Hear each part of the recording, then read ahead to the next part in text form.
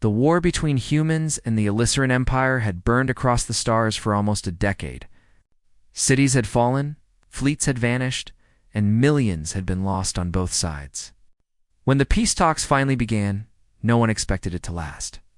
Trust between the two species was like a fragile thread, ready to break at the smallest pull. Captain Aaron Cole of the Terran fleet sat quietly in the grand hall of the alien palace, his uniform still dusty from the long journey through alien space. He had seen enough destruction to last a lifetime. His orders were simple: attend the ceremony. Accept whatever gift the Elysians offered as a sign of peace, and return to Earth. He thought it would be a meaningless event. But what happened that day would change both species forever. When the heavy golden doors opened, a young woman was led into the hall.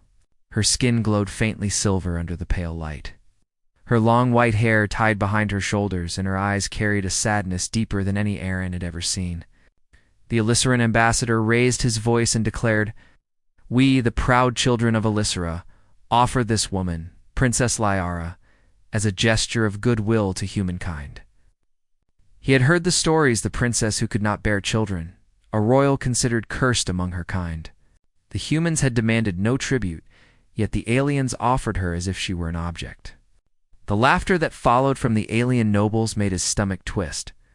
It was a cruel joke, a way to humiliate the humans by giving them someone their own people had already rejected. He stepped forward, his voice calm but firm. "If this is peace, I'll accept her as a guest, not a prize." The hall fell silent. The alien nobles whispered among themselves, confused by his reaction. Lyara lifted her eyes, expecting mockery or disgust, but found only quiet respect. Aaron guided her gently toward the exit. No chains, no guards, no harsh words. Just a man offering her a hand. That single moment, unnoticed by most, was the beginning of something neither world had imagined. The journey back to Earth was long. The Terran starship Resolute carried diplomats, scientists, and now an alien princess who sat silently near the observation window. Stars passed by like slow rivers of light, and Lyara often stared at them without speaking. One evening, Aaron approached her. "You can walk around the ship if you like," he said kindly. "You're not a prisoner here," her soft voice answered after a pause. "On Elysia, I was still a prisoner, only without the chains." He didn't reply, just nodded. From that day, he began leaving small things near her room, books translated into her language. A cup of warm tea, a hologram of a sunrise over Earth. He never forced conversation. Slowly, she began to respond. She would ask simple questions. "Do humans always smile so icily?" Aaron would laugh. "Not always, but we try. It keeps us alive." Each talk was short, but with every word, the cold space between them began to thaw.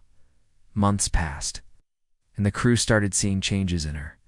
Lyara began helping in the ship's greenhouse, tending to the small plants humans grew for food and air purification. She touched the soil like it was sacred. "Your people bring life wherever they go," she told Aaron one day, her voice filled with quiet wonder. He smiled. "It's what we do best. We build even after war." But behind her gentle smiles, there was still pain. Late one night, Aaron found her sitting alone in the dark corridor near the ship's viewport. The stars outside cast soft light on her face. Her eyes were wet, though she tried to hide it. He walked closer and sat beside her. "You can tell me," he said softly. "They laugh because I cannot give life," she whispered. "To them, I am broken, worthless. That is why they sent me to you." It was supposed to shame both our kinds. Aaron didn't answer right away. He removed his coat and placed it around her shoulders. "On Earth," he said after a moment, "we believe worth is not in what someone can give, but in who they are." She looked at him, eyes trembling. "Then your world must be kinder than mine." He didn't speak again, but his presence beside her said everything. That night, Lyara wept silently, not from pain, but from something she hadn't felt in years: hope.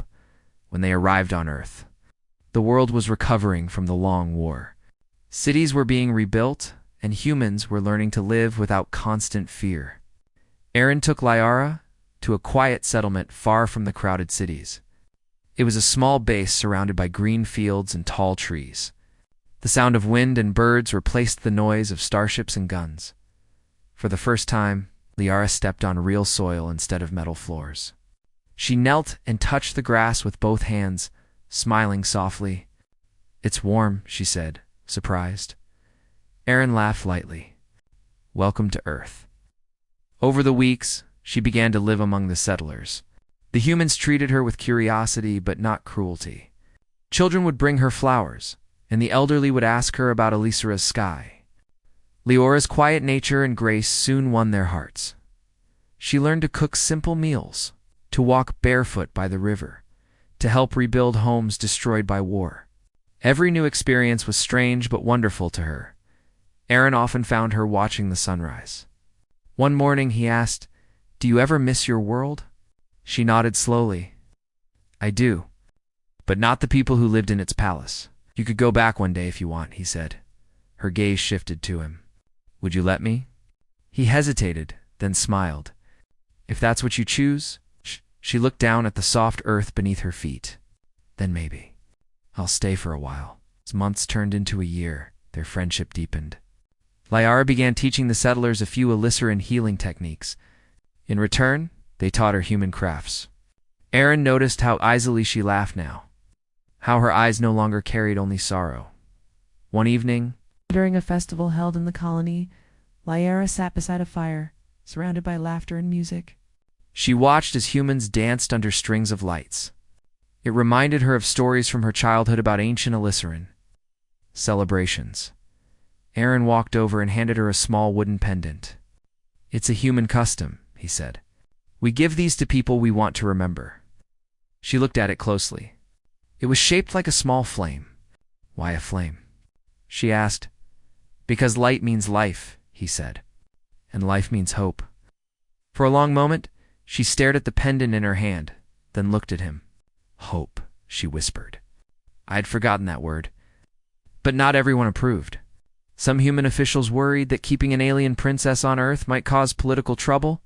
Messages arrived demanding that she be returned to her empire as part of renewed negotiations. Aaron was ordered to escort her back. He received the message late at night and sat alone for a long time before knocking on her door. She was painting near the window, small strokes of color across a white canvas. "They want you to go back," he said quietly. Her brush froze midair. "Back!" she repeated, her voice trembling. "To those who gave me away?" "It's not my choice," Aaron said softly. "They think it will help keep peace." She stood slowly, her eyes filling with fear. "If I return, they will never let me see this world again." He took a deep breath. "Then I'll refuse the order." She stared at him, shocked. "You can't. They will punish you." He smiled faintly. "Maybe, but I've done my duty long enough. This time, I'll do what's right." Liara stepped closer, her voice shaking. "Why? Why would you risk everything for me?" Aaron met her gaze. "Because no one deserves to be thrown away. Not even a princess from another world." Long time, neither spoke. Outside, the wind moved through the trees, carrying the scent of earth and rain. Liara felt something stir deep within her chest, warmth that had nothing to do with sunlight. When soldiers finally came to take her, they found Aaron waiting at the gate, unarmed but unyielding. "She stays," he said firmly. "You'll have to go through me." The soldiers hesitated. The story spread through the settlement, and soon dozens of humans stood beside him. Men, women, and children, all the people Liara had helped and comforted, refused to move. The soldiers returned to their ship without a fight. That night, Liara walked to Aaron's small cabin. He was sitting by the fire, the same calm expression on his face. She stood in silence for a moment, then said softly, "You defied your own people for me." He looked up at her. "You gave mine something to believe in again. That's worth fighting for." Her eyes glimmered like starlight. "I was a gift meant to shame you, but now I feel like I was given to the right person." Aaron smiled. "Then maybe peace began with the wrong reason, but it's turning into the right one." Weeks turned into months again. Liara stayed on Earth, helping the colony grow stronger. Sometimes she would walk through the fields watching children chase each other under the sun. She wondered if she would ever have a child of her own, though she knew the answer had always been no. Yet deep down, something was changing. She felt stronger, her energy brighter. The humans noticed it too. The glow in her eyes seemed warmer, her laughter fuller. Aaron never asked what she was thinking, but he often found her writing in a small journal. When he asked what it was, she said, "It's a promise. A reminder of who I was and who I'm becoming." He didn't press further. Some things were better left to time. One evening, as another sunset painted the sky red and gold, Liara stood at the hill above the colony. Aaron joined her quietly. The wind played through her hair, making it shimmer like silver fire. "Do you think our worlds can ever truly trust each other?" she asked. He looked toward the horizon. "Maybe not yet, but one day someone will prove it's possible." She smiled softly. "Maybe that someone already has." For a long moment, years passed quietly after the day Captain Aaron Cole stood against his own commanders. The settlement grew larger, spreading across the green valley where grass once covered old battle scars. Children played in the rivers that once ran red with dust, and at the heart of it all lived Liara, the alien princess once given away as a joke. To the settlers, she was no longer a symbol of war, but a healer, a teacher, and a friend. Every morning she would walk through the garden she had planted, her silver hair shining under the sun. The plants she grew were a mix of earth species and Elysian seeds, thriving side by side in the same soil. People said it was a small miracle life that refused to follow borders. Aaron often watched her from the distance while repairing machines or training new settlers. She had changed more than anyone else he knew. The sadness that once clouded her eyes was gone. Instead, there was calm strength, quiet and deep. Sometimes he wondered if she realized how much she had changed him too. One day, as the sky glowed orange with the twin setting suns, Liara felt dizzy while tending to the plants. The world tilted around her, and she gripped the edge of a wooden fence to steady herself. A nearby medic rushed forward. "You should rest, princess," he said, worry in his voice. She smiled faintly. "I will. It's nothing." But that night, she could not sleep. Her pulse was faster than normal, and she felt a warmth spreading through her chest. The next morning, she went to the medical center where the human doctors examined her carefully. When the screen lit up, the young doctor froze. His eyes widened. "This can't be right," he whispered. Aaron, standing beside him, frowned. "What's wrong?" The doctor turned the monitor toward them. She's carrying 2 heartbeats. One human, one Elysian." Aaron stared blankly for a moment before understanding struck him. "You mean yes?" the doctor said quietly. "She's pregnant." For a long time, nobody spoke. Liara sat still, her hands trembling. The words didn't make sense at first. She had been told since childhood that her body could never create life. Every test, every healer, every scientist on her world had confirmed it. And yet here she was, hearing the impossible. Aaron knelt beside her. "Liara," he said softly, "do you believe it?" Tears filled her eyes as she whispered, I want to." Took her hand gently. "Then believe it. We'll face everything together." The news spread across the colony within hours. Some called it a miracle, others a scientific mystery. Humans and Elysian refugees came from nearby settlements to confirm it. For the first time in history, life had formed between 2 races thought too different to share the same blood. The Elysian government heard about it weeks later. Their envoys arrived on shining silver ships, landing near the valley with banners of peace. At first, Aaron feared they had come to take her away again, but the leader of the envoy, an elder with golden eyes, bowed deeply before Liara.